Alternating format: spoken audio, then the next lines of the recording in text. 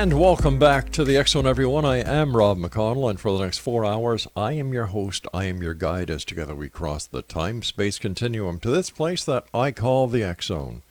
It's a place where people dare to believe and dare to be heard. It's a place where fact is fiction and fiction is reality.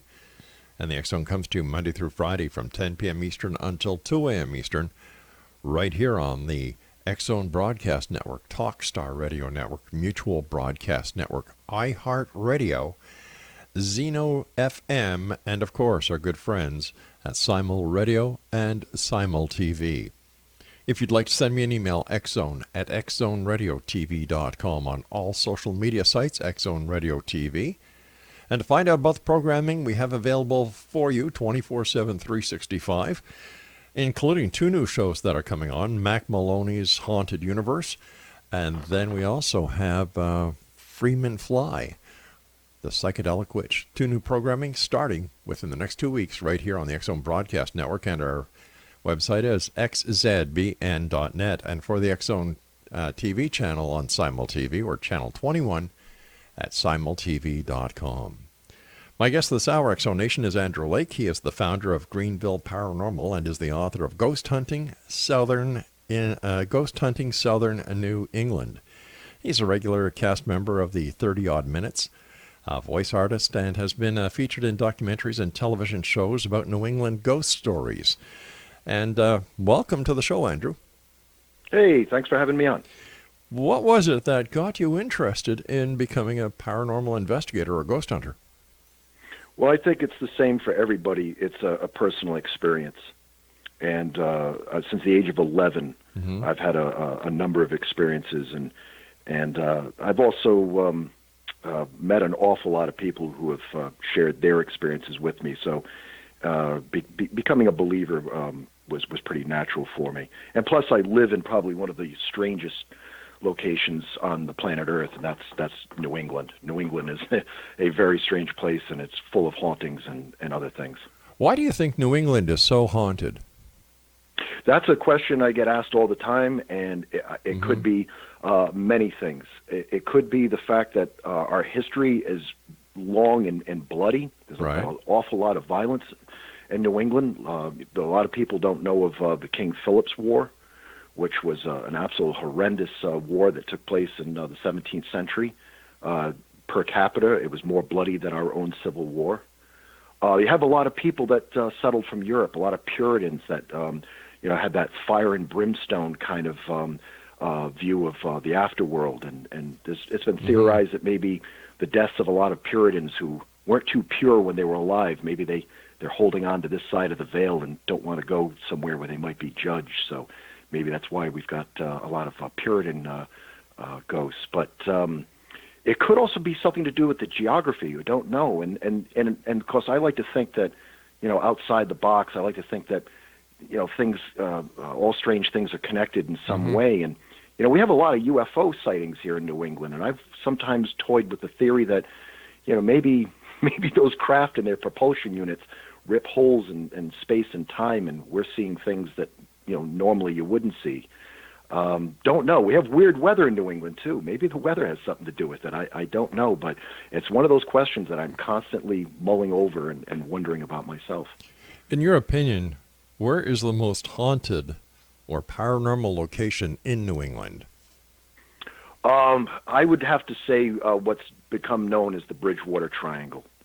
That was coined in the late 70s, early 80s by Lauren Coleman. Lauren Coleman is probably one of the researchers into mostly cryptozoology, but he looks into all kinds of weird things. And he lived in the area. He lived in Massachusetts, and while doing his own research into everything from cryptid creatures to ghosts, UFOs, and what have you, he started to realize that there was a central point where these cases seemed to focus, and that was in and around the Huckamuck Swamp. And when he looked at his map of all his cases, he found that from up north, the town of Abington, Mass., and if he came down and connected to Rehoboth, and then went over to about Freetown near the city of Fall River, he basically came up with a triangle, and at the center of it there seemed to be a concentration. But even as Lauren has said to myself and my other colleagues, he said, look, I started this, and I came up with the triangle because it was like the Bermuda Triangle. It kind of rolled off the tongue and caught people's attention. But he said, I'm willing to accept that it goes out into Cape Cod, because Cape Cod is very, very haunted. And my whole state of Rhode Island and eastern Connecticut, it's unbelievable the number of ghost stories that I keep coming across, as well as strange creature stories and strange lights and possibly UFO stories. Tell us about your organization, Greenville Paranormal. It's kind of a sham. I get a kick out of when people ask me about it. I am Greenville Paranormal. I'm basically the only member of it. So all three of you, right? Yeah. Yeah, basically it's a name to give to somebody when I'm looking to introduce myself. When I've heard rumors that a certain location is haunted, it's more of a front to present myself and saying, "Hey, my name's Andy. I believe in ghosts." Right. But basically that is my organization. I started it back in 2005. When I started a website for it so I could attract a little more attention to myself. But I investigate with other people I know throughout southern New England. I like to bring other people in who've got different disciplines and different approaches. And I've met some people that just have the knack for getting EVPs and other people that you bring them into the environment and sure enough, something will happen. There's just something about their makeup or something. But I try to keep things flexible. Does anything happen when you go out on your own to do an investigation? Oh yeah. I've had moments where, thank God, I had a camera or an audio recorder going and was able to catch something of what I experienced. But yeah, I've had a moment in an attic in a house in Acushnet, Massachusetts, where I got 4 Class A EVPs in one night in response to me. I've been out on a road in Foster, Rhode Island, looking for a ghost that's referred to as the Grange Hall ghost, and had probably one of the worst anxiety attacks I've ever had while ghost hunting. And as soon as I composed myself and got a hold of myself and continued the investigation, I found later the next day at that point in my video, I caught a bizarre glowing blue swirl of, I guess you could call it ectoplasm, coming up out of the ground and going off into a cemetery. And I didn't see it with my own eyes at the time, but it may explain the anxiety attack I had. So to answer your question, yeah, there have been a number of times where I've been completely on my own, and I've had some remarkable experiences. But it's so much better when you have other people there that you can later dissect what happened and maybe debunk it or confirm that, no, we all experienced that very weird thing. Why do you think some locations get reputations as being haunted and others don't? Well, I sometimes wonder if some of these places that have become kind of like vacation spots because of the reality TV shows, you get these places that, once some of the TV shows have sent their cast members there to investigate, it gets this reputation of being haunted. But even before then, these places become like the local story. It's the abandoned house or piece of property that everybody's convinced has to be haunted. And I sometimes wonder if the attention, whether it's from the locals or then the television attention, I'm wondering if we're sometimes dealing with tulpas, the whole idea of a spirit created simply out of people projecting the idea that a location is haunted. You hear about these places where someone will say, "Oh no, that place is haunted. I've heard this rumor. I've heard that rumor," and then someone from out of town will come and not know anything about that location, and then say, "Wow, it was really weird. I went by that old building up by the intersection, and there was this weird woman standing in the window." Well, he didn't know about the stories, but maybe he saw a ghost that could have possibly been created by sheer will of everybody in the area keep saying that place is haunted. But then again, if it isn't, a theory like that, if it is a spirit, a true spirit, as we like to think ghosts are, perhaps it's the sheer history of that location. Maybe there's something to covet at that location from another time. Maybe forgotten treasure. Maybe an unjust crime that needs to be solved, and the right person needs to have the blame put on.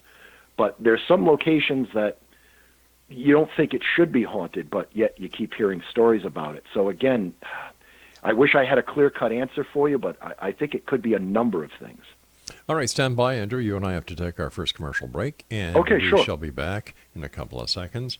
Exonation, our guest this hour is Andrew Lake, and his website is www.greenvillepark.com. greenvilleparanormal.com, and he's the author of Ghost Hunting Southern New England. And we'll both be back on the other side of this break as we continue here in our broadcast center and studios in Hamilton, Ontario, Canada. I'm Rob McConnell. Don't go away.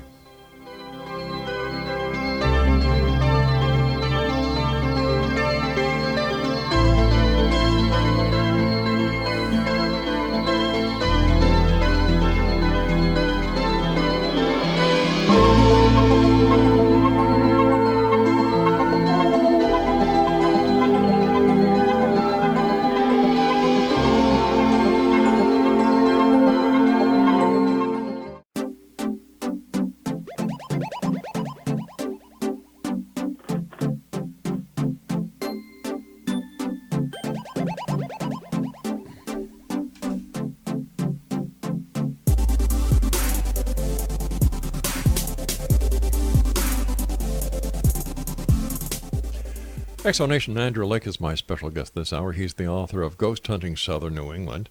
His website is www.greenvilleparanormal.com. Andrew, why do you think in today's society, here we are the year 2018, and we live in a very high-tech world, why do people want to believe in the paranormal? Why do people go out seeking the events or the phenomenon? For myself, I like to think that there are things going on right alongside of our everyday reality that isn't fully understood. I kind of get a little bit. My cackles kind of go up when I hear people speak of the world around us like they know it. They've got it under their thumb. Science can explain this, and religion can explain that. But then something will occur that's outside any of their realms of understanding and explanation. So for me, it's the thrill of knowing that there are realities and things going on around us that the everyday world doesn't acknowledge.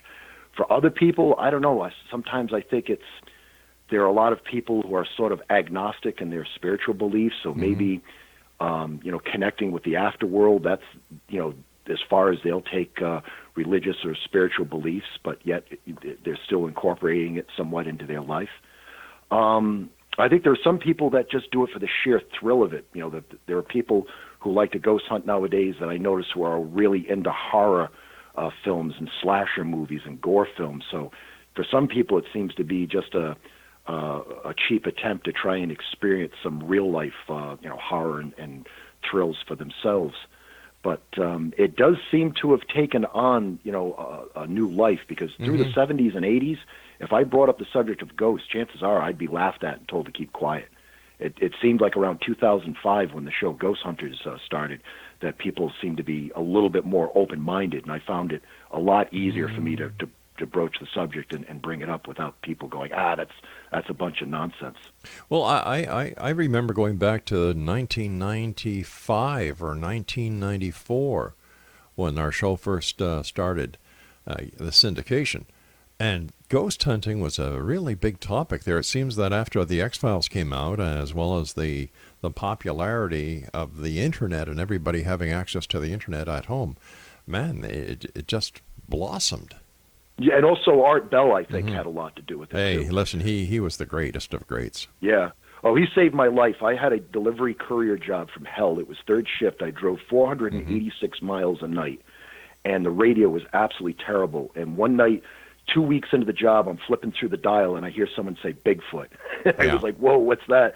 And I tuned back, and that's how I discovered Art Bell. And for those 15 months I did that job, man, he saved my life. And yes, I did notice that, well, hey, there's other people out there talking about this, and I don't feel so alone. I think Art Bell was probably the first person to give me a room, so to speak, a venue to visit, so to speak, where I didn't feel like I was out of place. Gotcha. What was your first paranormal experience? At the age of 11, staying in a very old house owned by a family that we're friends with. The house was built in the 1800s, and I woke up at 2:35 one night, and this house was very, very old. The floors, you could literally, if you got down on your knees, you could see through the floorboards to downstairs. This house was only good for a summer house. I don't know how anybody ever lived in it throughout, the winter in the old days. But anyway, I woke up at 2:35, and directly below me in the kitchen, somebody was busy in the kitchen. and their feet never touched the floor. I never heard footsteps, just them moving chairs, opening cabinets, taking bowls and silverware out of drawers, and then it just stopped. And everybody was accounted for upstairs, and they were all sound asleep. And it happened again the very next night. And when I brought it up to my friend, his family were very religious and didn't believe in the supernatural. And when he got tired of me asking questions about, what I had experienced those 2 nights, he said, I don't know, my great aunt died in the house. Maybe it was her. And when I tried to talk to his father about it, he got kind of upset with me. He said, we don't talk about those things, Andrew. And I remember apologizing and feeling awkward, but I'm absolutely convinced it was his great aunt kicking around in the house. How do we explain? And then when I was 13, I had another experience in England with my mother, and we were backed up later when somebody stayed at that same location and never heard our story, and then told almost the same story back to us. And of course, what really kept me going is in my 20s, I actually lived in a haunted house in Scituate, Rhode Island, which is funny because I had my first experience in Scituate, Mass., and then I ended up living in Scituate, Rhode Island in a haunted house with 2 female spirits. How do we explain the fact that you were able to hear the apparition or the specter, presumably of this person's aunt, when, taking out pots, pans, dishes, silverware, moving chairs around, when ghosts have no physical extremities? They're not physical. They're basically... And plus, if I was to go downstairs, there probably wouldn't have been one thing moved out of place, because the next morning nothing was touched. And this is my personal theory. Yeah. I've been told, I've worked with psychics, and I've worked with some gals who were absolutely remarkable. And something they all said to me is, Andrew, you're far more psychic than you realize. You're much more psychic than you realize. So I sometimes wonder if experiences that people have with hauntings is they're not actually seeing something with their eyes or hearing something with their ear. They're experiencing it more psychically than visually or through auditory. And I think what I was experiencing was the energy of my friend's great aunt. The family is back in the house. The family energy is there. It brings her out of the fabric, so to speak. And she is in spirit form reliving what she would have been doing. She would have been doing things in the kitchen. She would have been preparing things and getting stuff ready. So I think in spirit form, she's doing what she naturally would have done in that environment. And I was picking up on it psychically, not actually with my ears. But that's just my theory. So what is the goal of anyone who investigates the paranormal? For example, let's just stick to ghosts for this hour. What is the goal? Why do they do it? Well, I think a lot of people make the mistake that they're going to be the one that comes up with that aha piece of, so-called evidence that's going to finally prove it.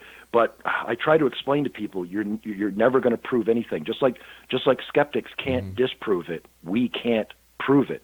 So I think a lot of people get down that rabbit hole that they're going to get that camera or that audio recorder or whatever that's going to get that piece of evidence that's going to make even skeptics go, well, I guess I was wrong. Yeah. Well, that's never going to happen. So for me, it's just for the personal interest of it. And if I can capture an EVP or an anomaly, I'll share it with other people. And like we're doing right now, just sitting here chatting about it, I do like to give public, talks and be able to tell my stories and other people's stories and show photographs and video clips. But I tell all my audience members that none of this is proof of anything. It's just fascinating. And it's also history. That's the other thing about ghosts. Ghosts are history, and I'm a bit of a history buff. And I find it really fascinating that when you can back up a ghost story with actual, historic, documentation. Yeah. So that's it for me, too. That's another thing, because I'm a bit of a history buff. If skeptics can't prove that a ghost doesn't exist, and believers can't prove a ghost does exist, it makes no sense to do it. Yeah, it is. But then again, I think climbing up mountains just because they're there is kind of stupid. I agree. But there are people that are going to do that. Sure. And again, when you've had that personal experience, and you go home and you're like, son of a gun, I saw that. Right. It really can just charge you to keep looking for it. It can become sort of like an addiction.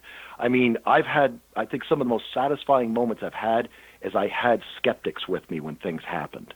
And it absolutely turn their world upside down. And that'll always recharge my batteries and get me back out there looking to see if I can have that, that experience. But just being in an environment that has history and has these stories is enough for me. I feel sorry for those people that buy hundreds and hundreds of dollars worth of gadgets and then they go out there and nothing happens, so they feel like, they got cheated some way. Speaking about gadgets, so how do you explain an EVP? For example, I understand what an EVP is, but the technology behind it. I've been in media for I think since 1981, and I'm pretty savvy with audio and broadcasting. I've got an engineering degree in broadcast media. EVPs defy every rule of logic and science and engineering. If you cannot hear something, it cannot be recorded. And yet, people play back what an audio session either on a digital recorder or analog recorder, and they claim to get these EVPs. Yeah, it's been happening since the invention of electronic tape, too. The first ones were discovered in Europe right after World War II, and as crazy as it sounds, they claim that the EVP was actually Adolf Hitler apologizing. So, I mean, this phenomenon has been known of for some time. And there's even supposedly a wax recording of a shaman that was being interviewed at a reservation, and there was another voice on the wax cylinder that was not the shaman talking. So this has been around for a while. And again, it's something that I'd want to say, go back to my theory that it's something to do with psychic energy and psychic imprints. But I've had cases, and other people have had cases, where I've had headphones on with a very sensitive microphone, and I've heard the voice, and everybody was accounted for, and nobody said what I heard, and sure enough, it's on the recording. All right, stand by. We've got to take our news break. Exonation. Oh, sure. Andrew Lake is our guest this hour, www.greenvilleparanormal.com, and he is the author of Ghost Hunting Southern New England.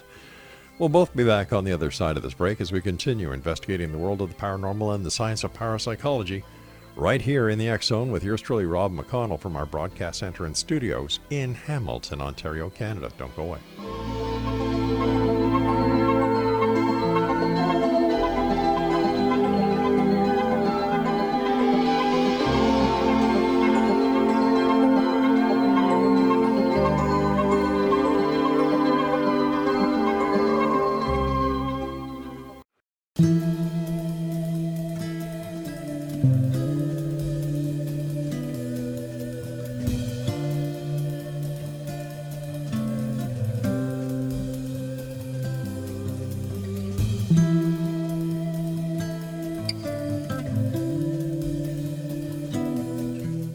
And welcome back, everyone. Before we get back to our guest this hour, Andrew Lake, over the years, people have come on the show and said, with the information that we have pertaining to whatever the paranormal phenomena is, if we were to take the evidence that we have into a court of law, we would win the case.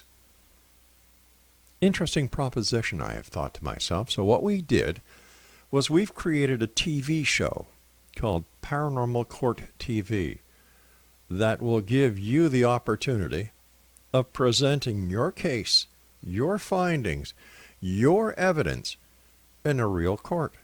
That's right, with a real judge, a real prosecutor, and if you don't have a lawyer to represent you, or you want to represent yourself and present your own case, that's great.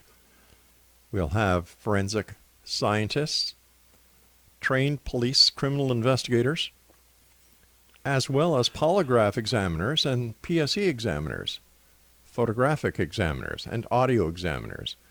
Now, if you would like to present your case on Paranormal TV, that will be broadcast around the world live on Simul TV, go to www.paranormaltv.com. And at the very top of the page is a case submission form. Click on that, fill out the form, send it to us, and one of our producers will contact you about getting you on the show. Now, here's where it gets very interesting.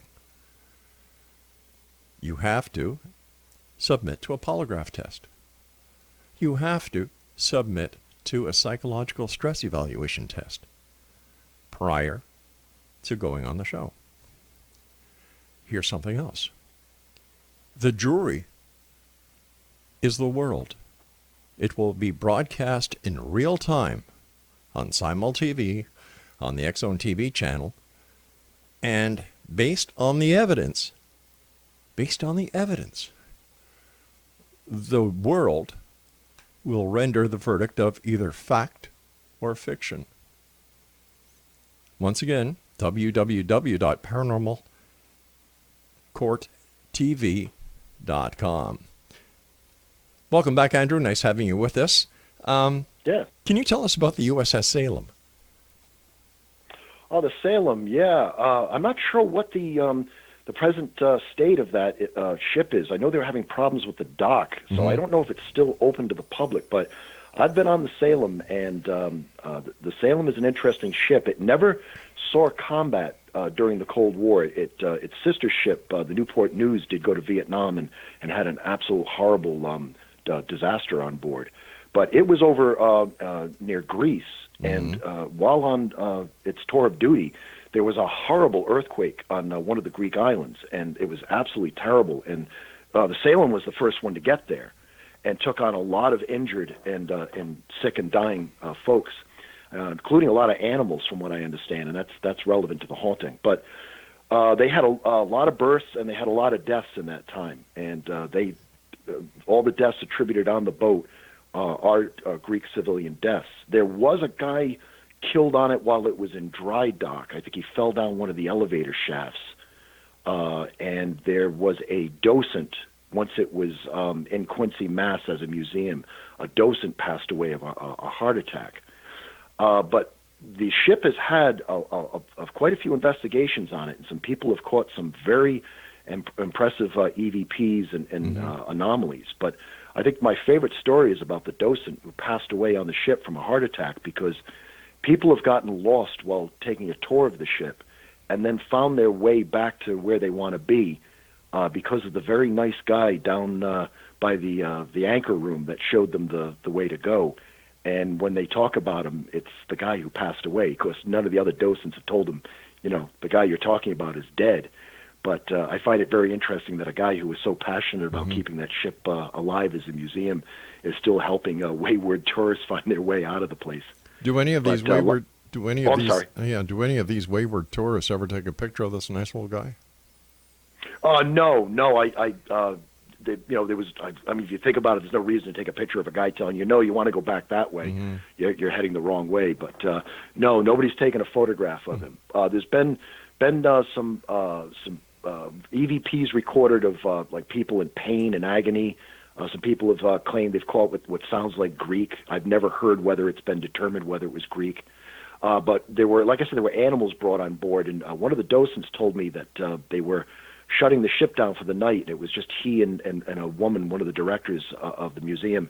They were the only ones on the ship, and they clearly heard a dog barking decks below them. And there was no dog on board. They even checked to make sure of it, to make sure somehow a stray didn't get on board.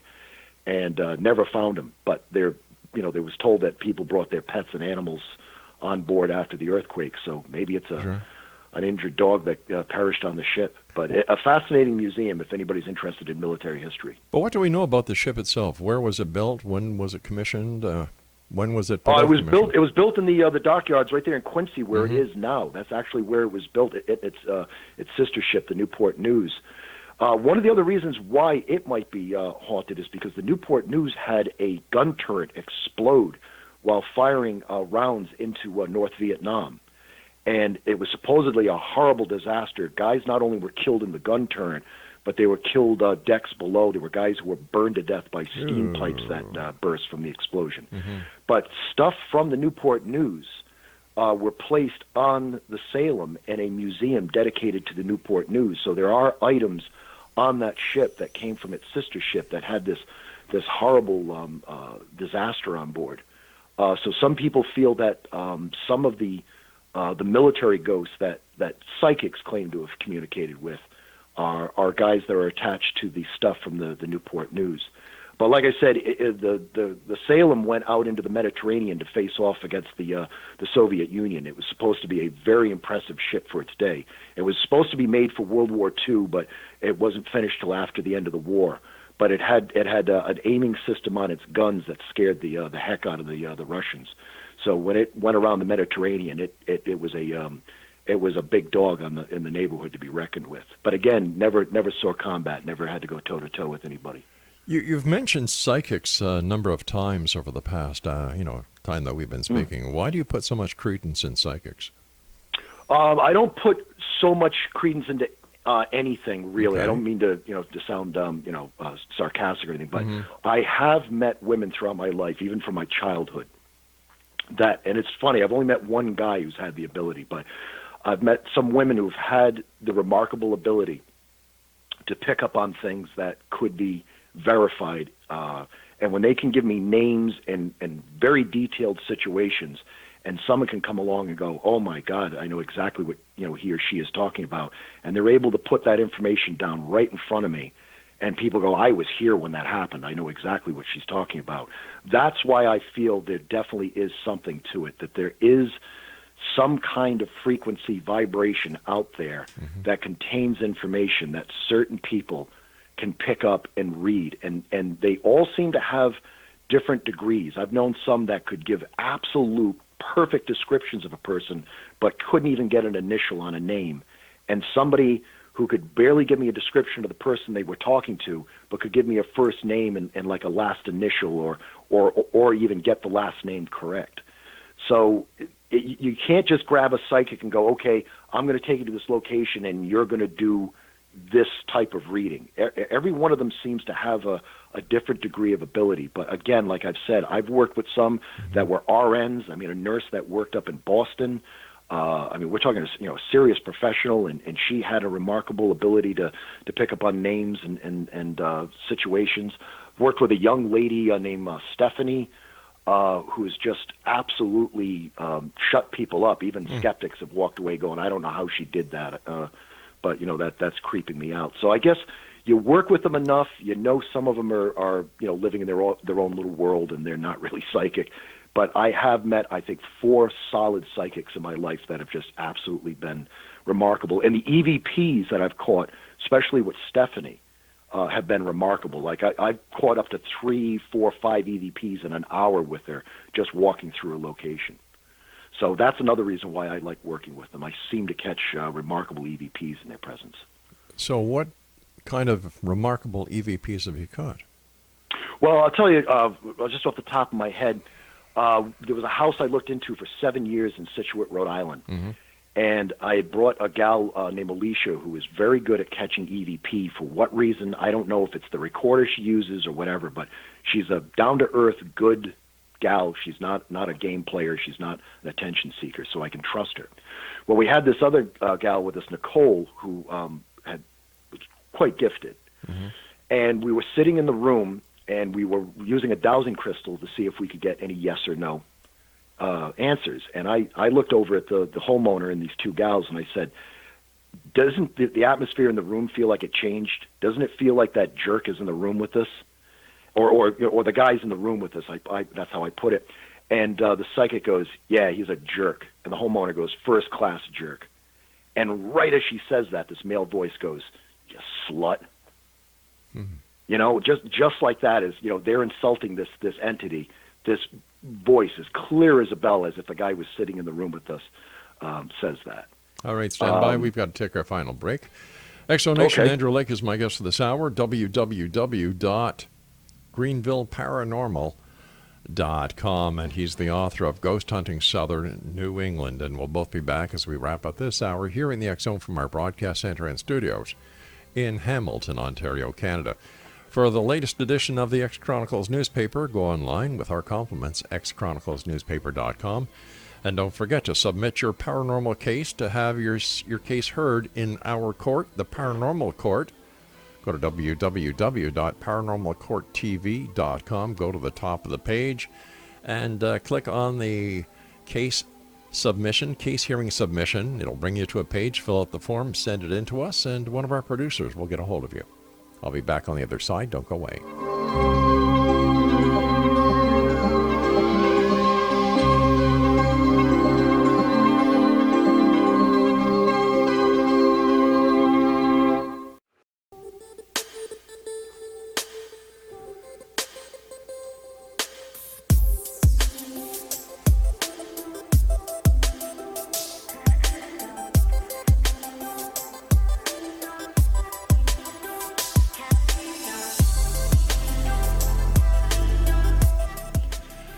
Explanation, our guest this hour is Andrew Lake. He's the author of Ghost Hunting Southern New England. His website is greenvilleparanormal.com. You spoke about Mark Twain, or the Mark Twain house in your book. What can you tell us about your experience there? Oh, it's a beautiful place. It's absolutely amazing how over the years the folks in Connecticut found a lot of the Twains' belongings and got them back into the house and brought the house back to its heyday. It's a remarkable home, and the Marden Museum next door is worth seeing. But the house itself is where Twain was probably the most successful and happy in his life. But it's also where he lost his daughter Susie. And when she passed, the family was just absolutely devastated, and they ended up moving away and building another house in Connecticut, which has burned to the ground. But they left the house, and for some reason, the house seems to be not only haunted by Susie, who's been seen moving about the house, actually floating above the floor. She moves rather smoothly and quickly through the house. But they've heard the laughter of children and have actually seen children about the house. And the only explanation for that is the fact that Mark Twain used to love entertaining his kids and the local kids. And he and his right-hand man, his butler and buddy, used to play the horses and the animals and make up stories in the indoor garden. And so it makes you wonder if these are spirits that are in visitation because it was such a happy place to be. There's nothing sinister or dark about the hauntings there. Probably the funniest one was when a smoke alarm went off in the middle of the night, and the fire department that's right across the street answered the alarm, came in the house, checked the board, saw it was on the third floor where Mark Twain used to sit up by his billiard tables and his desk and smoke up a storm with his cigars. And they went to the house, and there was no fire, but yet the third floor was absolutely filled with the smoke, the smell of cigar smoke. There was no smoke visibly seen, but the firemen all agreed that all they could smell was cigar smoke, and they stayed there for hours to make sure that there wasn't a fire somewhere hidden in the wall or the ceiling or whatever, and determined that there was no fire. And all of them walked out kind of chuckling and shrugging their shoulders, going, wow, that's kind of weird, but maybe Mark Twain was in residence and smoking up a psychic cigar, so to speak. But once again, how would the smell of a cigar be? That's just it. That's just it. That's the many questions, because I mean the paranormal is like an ice cube. If you try and hold it too tight, it will squirt out through the top of your hand or melt quickly and run through your fingers. That's why I keep telling myself that, like that case I mentioned that I looked in for 7 years, every time I thought I had a handle on that case, it would take a different turn. So the paranormal it'll always keep you guessing, and all I can tell the people is keep an open mind, know that anything is possible, and just use your imagiation. Don't try and nail anything down, or you'll just get frustrated and disappointed.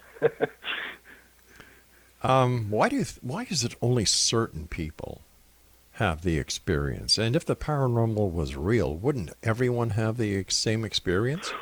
Well, I've run into an awful lot of people that will start off by looking at me really serious and going, look, I don't believe in ghosts, but I got to tell you, my wife and kids are telling the truth. I thought they were nuts, and I saw that little girl walk through the house. I even followed her into the bedroom. She was as real as you, and she disappeared. I don't believe in this stuff, but I saw it. Oh, okay. And the only explanation I could have for that is maybe that person is a little bit more psychic than they're willing to admit to themselves. But I've met people from all walks of life that have had no experiences, and some that seem every time they turn around or the new house they move into or whatever, they have an experience. So I haven't been able to pin that one down either. Why do you think mainstream science has not taken an interest in investigating the paranormal? Well, I mean, I think most people by now have heard about the book and now new documentary, The Hunt for the Skinwalker, and Bob Bigelow's very serious attempt to look into that ranch in northeastern Utah. They had everything from poltergeist activity to Bigfoot and UFOs. And yeah, is that the one with James Gilliland? No, that was oh geez, I'm sorry, I got George Norrie's name stuck in my head. It was the broadcaster from out west there. I hate when I draw a blank on someone's name. Oh, it's okay. But anyway, they investigated this guy, Bob Bigelow, multi-billionaire involved in the space program. He had a team of scientists at his disposal for years looking into this property, and they all admitted that something new, that they were there investigating the phenomena, and it played games with them. And two of the scientists left the ranch in absolute terror and said, "Don't ever mention my name or embarrass me by telling people what happened to me."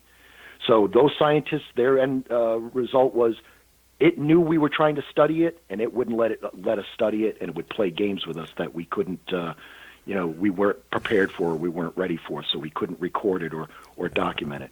Supposedly the new team that's there, they've caught 4 daylight UFO photographs, but I know nothing more than that. So I think, like Morris Gross from England said years ago, he was the guy who looked into the Enfield poltergeist case.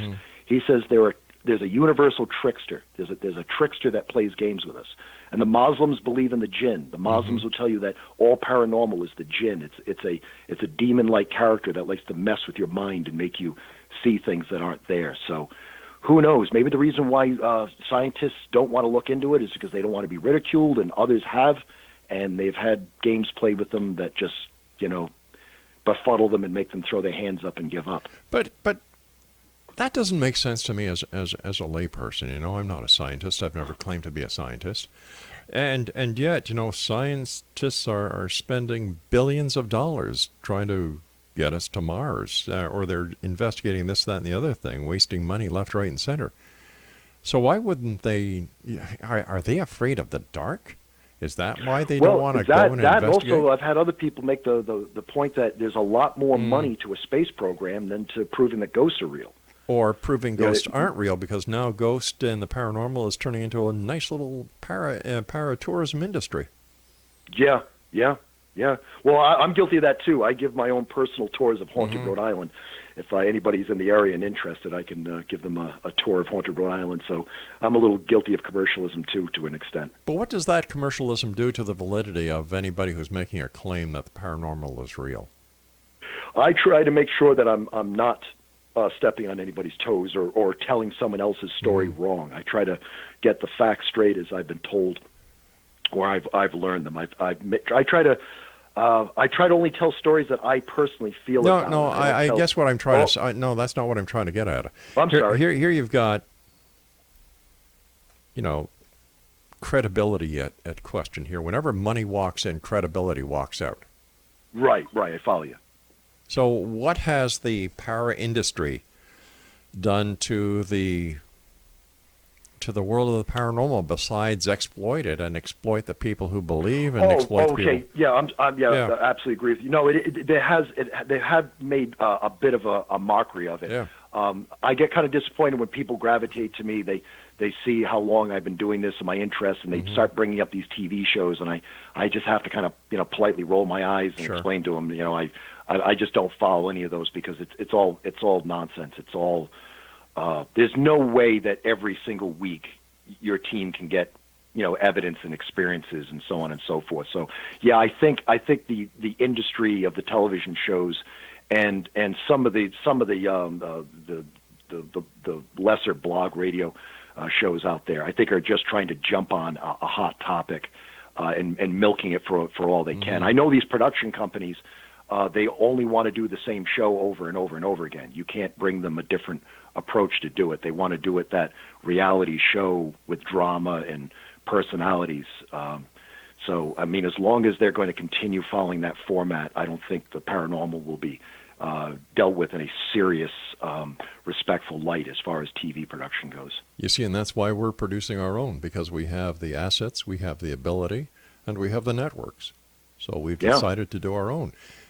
Basically put your money where your mouth is. If you say that you can actually go into a court of law, present the evidence that will prove your case, we'll give you the opportunity. Yeah, I say good luck with that. Yeah. Boy, that would definitely be a good courtroom argument. I can see some people getting a little bit heated with that. So can I listen? Before we go, we've got about a minute and a half. I want to thank you so much for coming on the show. It's been a great pleasure talking to you, and I wish you continued success. I like the way you think. Well, thank you very much. No, I talk to anybody who knows me, and I can rant and rave about the paranormal for hours. Quickly, tell us about the Grafton House. I'm sorry, the which house? Grafton? The Grafton House. Yeah. That's in Connecticut? I have no idea. It's in the questions Grafton, that you submitted. Yeah, you said, The what can you... Grafton House. Yeah, it's right under the question you sent about the Mark Twain house. The Grafton House. I've drawn a blank on it. That, I believe, is the... Oh, boy, do I feel stupid. The Grafton House. I don't think I did the Grafton House. The name is familiar, but I did not... Here's what you sent our producer. I didn't send the producer anything, to be honest with you. That's why you've thrown me. Well, is your email address greenvillagepr@yahoo.com? Hello? Hello? PR@yahoo.com. Yeah. So you said, we've got 10 questions here, or 9 questions, and question number 8 is, what can you tell us about the Grafton House? Oh, well, I'm sorry. I did not see that list of questions.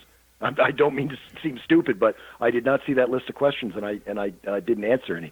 But the Grafton House, the name sounds familiar, but off the top of my head, I can't tell you one thing about it. All right, we've got to say so long for now. I want to thank you so much for joining us. And X-Zone Nation, if you'd like to find out more about our guest this hour and the questions that he said he didn't send are right here. That's his picture, and here are the questions. We're not making this up.